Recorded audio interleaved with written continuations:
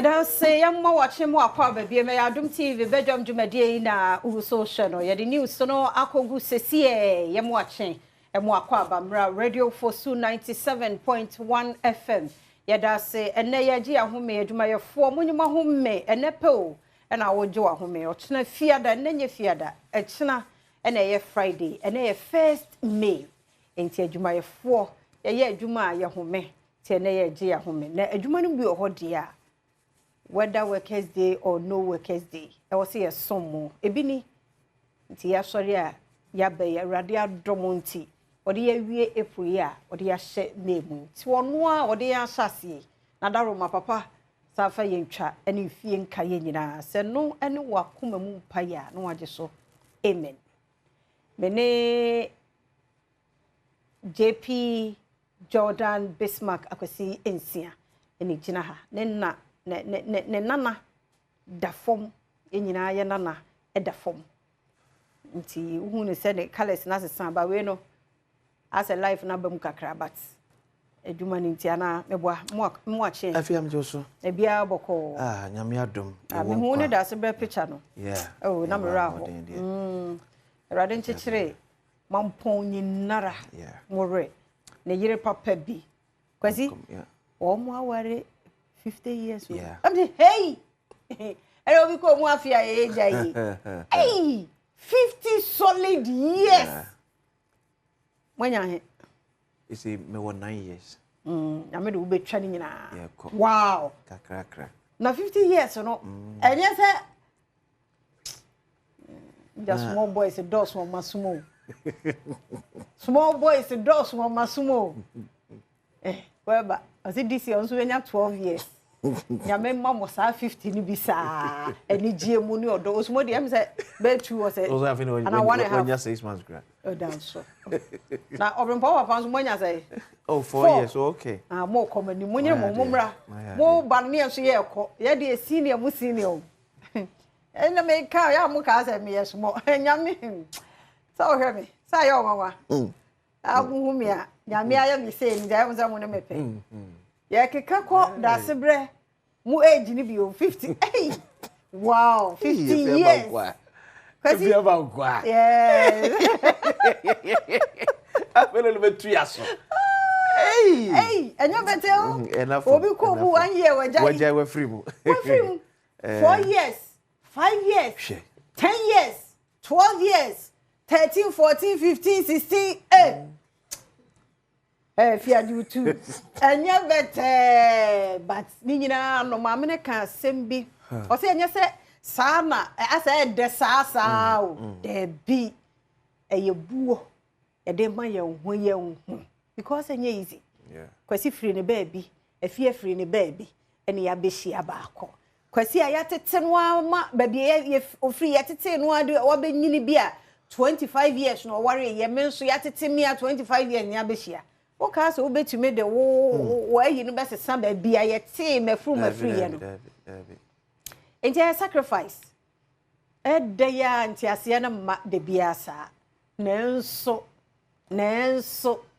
no we move on na ye de ye me ye nyai but e befa enti no papa I won kwaso 9 years rade ma enye bebre odo no enti ase enya adwuma na sisie bia animo sisie bemu an obi ani bre umo buo fo bia dabre to be bia eseda ye ne sa asumdie bebe fi de bia ukum ne be ha nso efe agyan ai de kum wo mu nhu sa de emfa say threat of life kakra bi wo relationship mu a ye kum a wo se kakra o se na meka so se bi won mu a e bon training bi ye se o ya mehwe aso mu science mi asha see people no red flags no and chairman in can third one be ampa third one be ampa yeah you careful fenya agodie so na threat of life e o mu a fesi so nyam se ba bia kopie no yeah we mpie yi we safe mu akako restructure ba bia ni madam for dia ma o mu afena 7 years o mu are ni 3 months na ware in fact that day na ko ware na nka ware ni gu wow ya 7 years they no mba ware na egu yi So reflex now but we would any good so. For 7 good years. Emperor Ngwa. Romu wo kra san ka o manya nkra mienu. Obi no obi twem pena 10 years. I'm say that. Worry o month na dan ba ko da na ware ndi guye. What na sa 7 years and say obi ate ne baby o. Yes. Say omo na le ni ba weekend ni holidays yes. Na omo ware ya in fact me sit dan yesi oba no. And anka ware no ge ne ka sem ko ware bi. Wow. Get any free omo fra wa na so obi akọ ni firi wa ma fi obi. O ka say better. Within 3 months. Endurance. And you deserve your ware no. And also ye no kwa na easy ka say because time omo ware na sex bi am mu ntino. Ah no be virgins. Ah omo nye virgin say. But we so ware a. Na say intercourse am mu amre mu no. Aware ni shede ni musa. Ah to omo ware ye na am. Na me ka say fi am say 7 years. Na me say omo ware ye na get ni ko fie no. Ya be man ko nfi wen si fie obi mu. Say the enti. Fie so bia oni ha no. Na me kai asante manponfo ye nso ayete asantemem Ghana nyina. Da sebro sebos yo tos mienu. Ni wuda na ye bie condolence book. Ah, okay. Ewo manpon infinity. Akonya ebemu a. Sa. Obetimi akọ na na mapa ya da sebre osebos yo tos mienu. Na me so ma asante manpon. Ensa ekan ye. Nti Kedane Mampong, University of Mampong. But I say Krata no mashe be film. I think I go through all the readings. See I can say say the minister be kona Mampenya Aseneja Ebewienya University of Mampong. That's a case on come the member of parliament. Honorable Amprechum Sapon. Obunyina so play major role. Another phone in your yes. And that's a brave friend no na the kobanyina obi ayade ti ye bie that's brave condolence book no atwo no ye kan says me fa ya konso koma ne baba Dr. Nana the only child of that brave so doctor baby ana na dru ye ba ko pe no a o we ayi fu ni man potem na the book there we book na na ye kura we brofo wo we am say wow ada me call if you kumase no me kan books me answer am be o back kind we dey kama Dr. Nana Ejekum onyan baby ko Badwam Media am say me ko any interview hwe the book be 7 principles of wealth sa book no dey obi anya bi nkan am say anana book we die say we say some questions ba ko me enu bi answer ma be interview me say agro obi wo horo man fa ne books ni agro o be kan nti anya me nwanwa o be kan ampa ti da so bre Badwam Media na bushia na rade chechire mo wre be mu ensiani mo pa ye bie phone lines na workers day ye na workers day ai nti yankomo ya ye die yi onso betime de o de aba be ka ho na ne je wa home na da wo mpamo hwem sesi ai fa wo phone no *281# *281# option ne ye 4 twa na wo bedi sesi ai 1000 Ghana twa ne sesi ai 10 Ghana be 50 and ebi mu twa 15 cities no manya 1000 Ghana ebi enne holiday say won say that because they be our Russia kwa adwuma misro opportunity ni *281# option e 4 twa nko an bedi 1000 ye betwa ewo agudie agokansie so na kwasi na draw no me nyina be gina kwasi so na ye dey abroad because asemidi kan e pense mu 10 Ghana 1000 3k na dey manipa misro usu twa ni sisi ye be phone lines no 0302 211 701 702 703 704 705 Brian now so count the chere but if you come here crank foot no crank come ye adwumafo ene adwumawura no ye na ye friend yes ye ntutu ye hofo da bia me ka se fia ona me no kwadam no ba se be hwe oni kan be chere elise obetimi atie tenso be fra bot ma be ka chere betre bia na eden se ya ka se be hwe ehun ma ka no kwade a chere ho me ko kan fia be fa ne se bi ono menye free bi ni aka no ato eti ye adwumafo ya ka se ntu ye hofo sa ye bra ni esu yi ne ban ye da edu adwumam ye te ka ma adwuma atwintwe ne na se ntimi entumpon ya ka se ntu ye hofo wo ye made akatwa ye ba kwan be ne betimi afa so abo mesika ne so apagya na akatwa nso etimi akonka na adwumawura mo nso se bi oni no kure so fama ye enye se na ye break even na be ka chesa afekwa ne start e ba se de ya odie be ye adwuma sa yanko abodie ho abodie no pe ye mu ache mu akwaba Me just me ni afia ne. Bra, JP. Mr. Hwan. Wa mani di ko me. JP Jordan Bismarck. Jordan akwasisia. Me ni akwasi udun wa bo abaso pa o. Wa ko so Jordan ho abo. So we see okoba ungu satre bia. Ransin satre ne ewoni mu o je jiro mu da. Ate. Ya de Yankopon ase.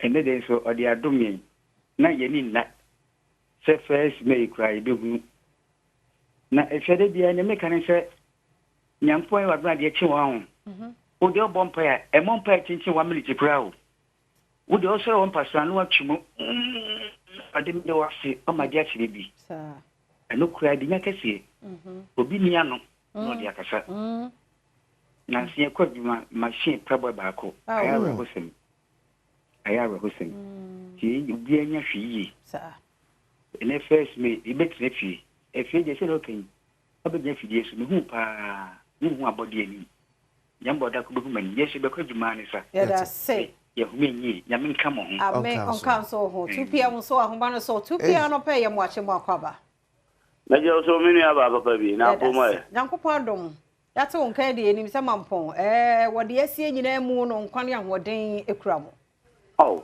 na agwasi so ho ye 2 pm ho ye me ba o oh o sign book ni bi oh Britia Asia Santa Mampo de ama ase ene kura ba weda ne kura ai something which is there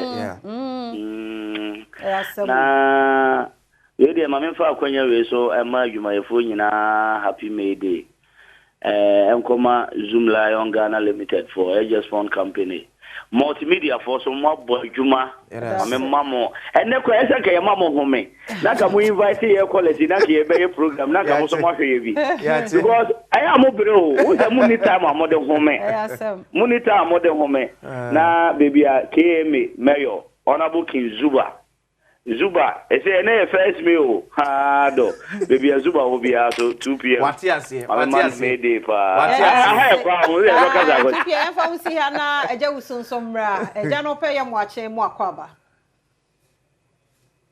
eja usi no pe ye mo ache mo akwaba o abi se eja usunte ye nka papa nti e be hwe na ya fe eda se eja yenti o ya ma oni so kakra yo ami afia ma kwa enani first day na fra me saka na atuma efam de lete enani first day ma fra me nya dum oh mo ya de nya me ase agenti o ho ayi no atuma mo de no nya me nhira mo papa amen nya me nhira mo ya da se na me hu Bismarck kwasinsia ne Juma ayi wadi say mo ya me nua ba fia man kwa de mi hu kura na kyerese mi hu de men kampo enti mi shiramo mi shiramo papa pa o nyuma mudie o adum fm de mutia na kyerese safo bi enu ha o chen mo ahani Adom TV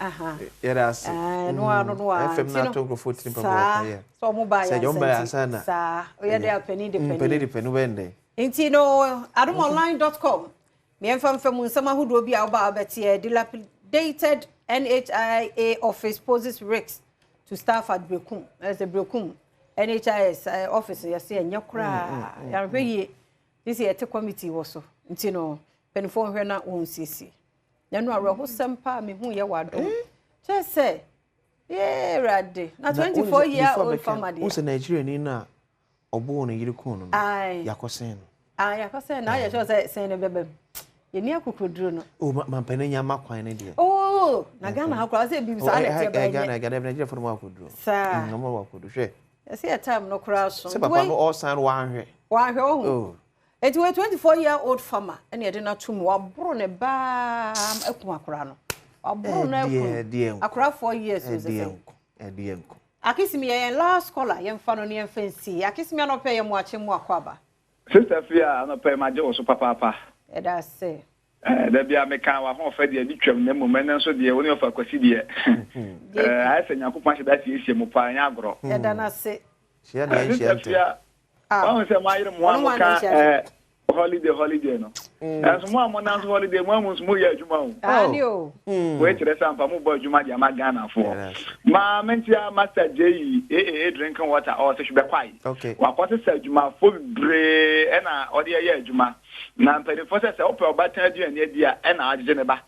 Se ubi adwuma na person kwala no mo ye adwuma pa utuo mo kaye pa ana korabu won so etua ne kaye pa but na obokro no wa adwuma ni mu ndi so bi bie na adwuma na so fa wa na so udidi na bi ko wo sa no woni wabusua no a na won so adwuma no wa hwe ni yakofo nhyira mo nyina amen yeda say everything e be gina so na foreign affairs ministry no the 90 days deadline at ho passport application no anya internet pa ho no no man fo nkofa na da bia enya say ye must dwete na my passport na my ya ye passport nipa chawde egu on my yen konkoje yes ebi kemo time cast beje no e pa ho de but so nim so aye passport na won san kan ya ko ne ko hwem yemre na ekoje wade ya da sent wadaro ma ha ne be ma kwan na ye de SEN course ne Adom online de no ye kwa agudie mo nsem twa sika no obey first draw no star 281 hash option e 4 ye kwaba